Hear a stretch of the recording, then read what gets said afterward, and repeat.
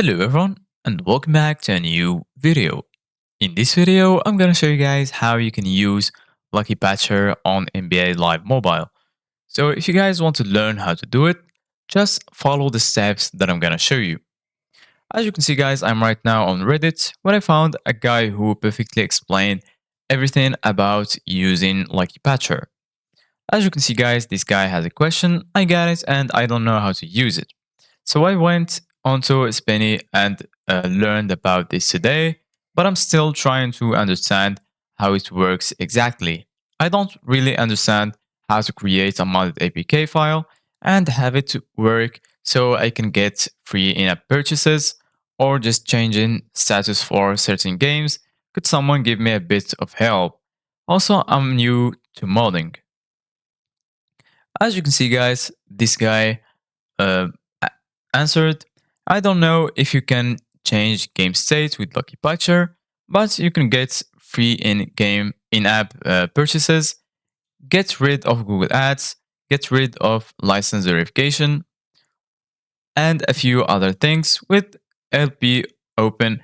Clicking on an app will bring up a menu with few items, app info, get some info about the app, launch the app, launch it tools, some useful tools, uninstall app, manage the app, and the one we're interested in, menu of patches.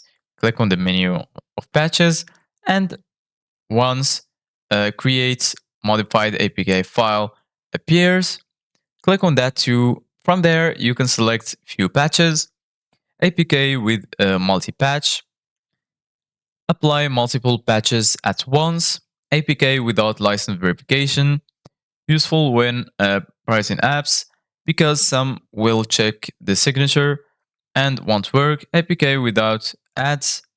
This will let you remove Google Ads. APK rebuild for in-app and level emulation. This is for getting free in-app purchases.